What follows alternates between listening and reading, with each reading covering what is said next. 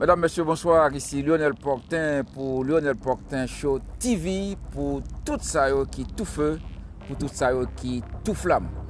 Jeudi à là, c'est 9 mars en 2023, nous à Suresnes au Mont-Valérien.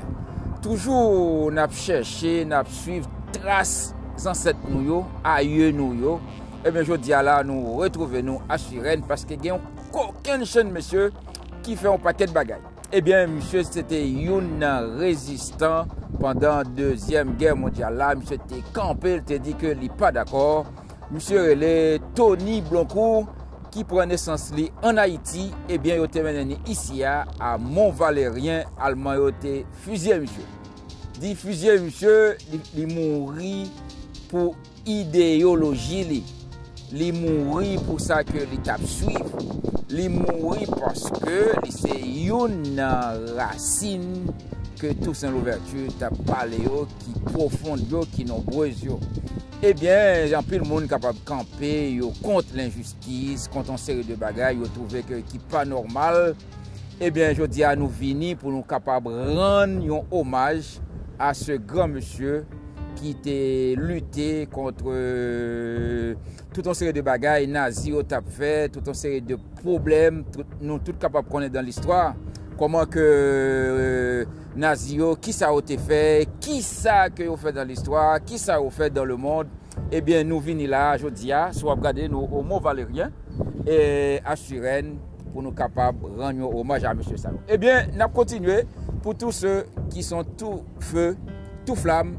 Pas oublier pour nous liker, pour nous abonner, pour nous partager. C'est toujours Lionel Portin pour Shoah. Eh bien, n'a pas avancé.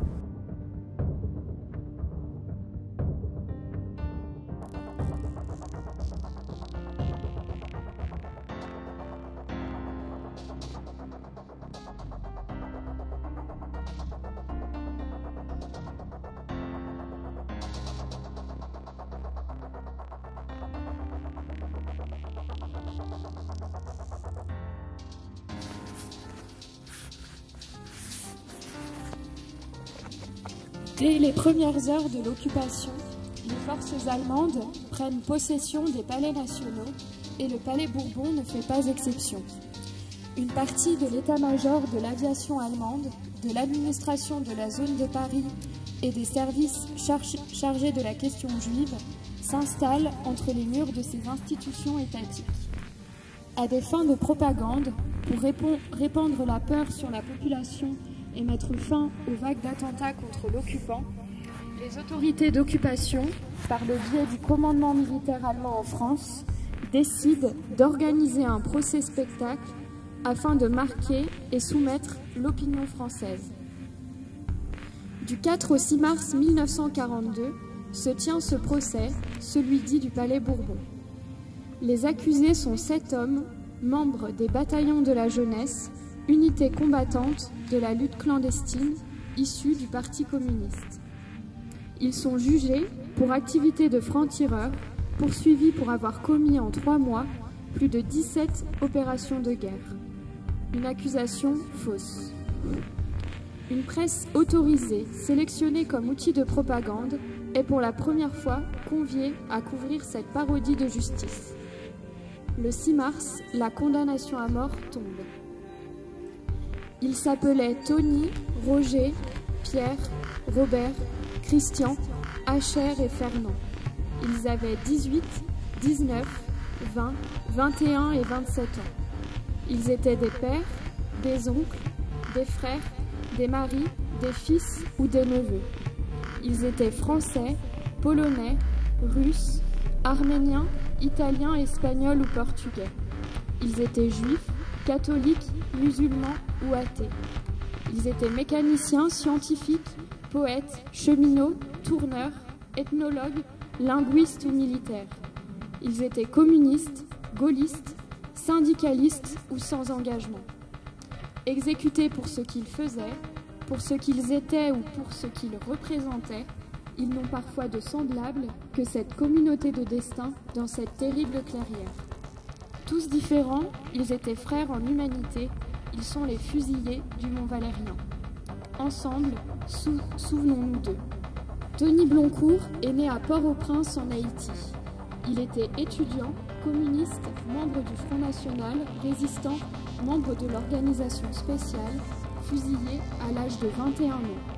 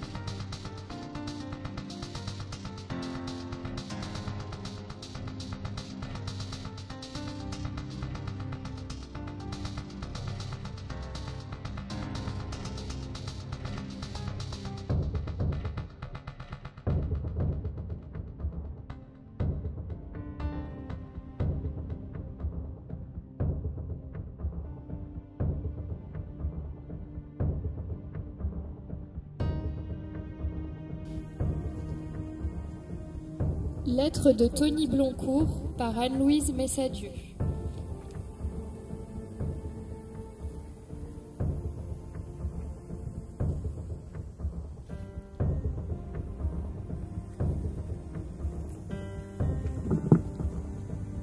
Maman, papa chéri, vous saurez la terrible nouvelle déjà quand vous recevrez ma lettre. Je meurs avec courage. Je ne tremble pas devant la mort. Ce que j'ai fait, je ne le regrette pas, si cela a pu servir mon pays et la liberté. Je regrette profondément de quitter la vie car je me sentais capable d'être utile. Toute ma volonté a été tendue pour assurer un monde meilleur. J'ai compris combien la structure sociale actuelle est monstrueusement injuste. J'ai compris que la liberté de vivre, ce que l'on pense n'est qu'un mot. Et j'ai voulu que ça change. C'est pourquoi je meurs pour la cause du socialisme. J'ai la certitude que le monde de demain sera meilleur, plus juste. Que les humbles et les petits auront le droit de vivre plus dignement, plus humainement. Je garde la certitude que le monde capitaliste sera écrasé, que l'ignoble exploitation cessera. Pour cette cause sacrée, il m'est point dur de donner ma vie. Je suis sûre que vous comprendrez, papa et maman chéris, que vous ne me blâmez pas.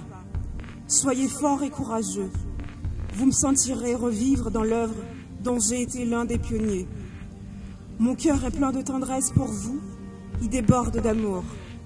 Je vois toutes les phases de cette petite enfance si douce que j'ai passée entre vous deux, entre vous trois, car je n'oublie pas ma Dédé chérie. Tout mon passé me revient en une foule d'images.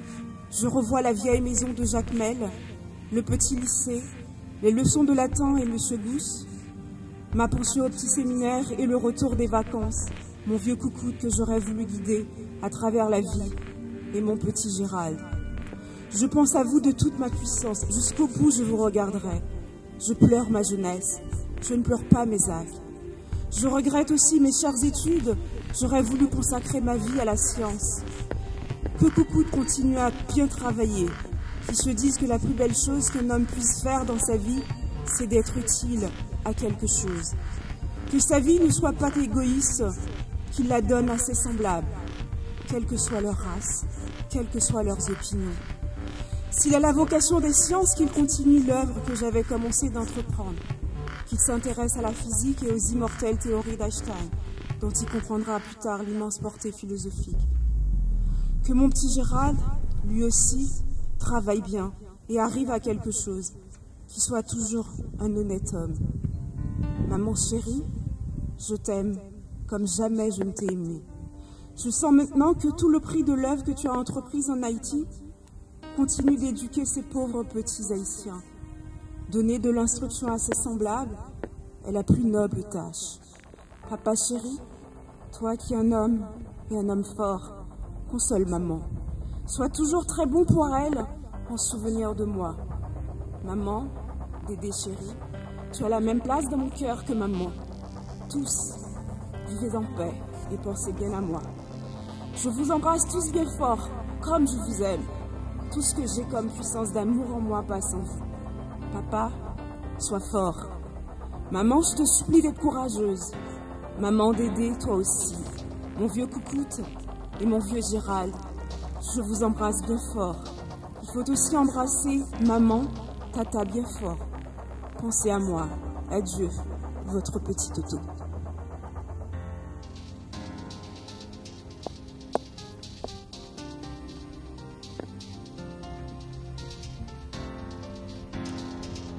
Je vous prie de bien vouloir respecter 1 minute de silence.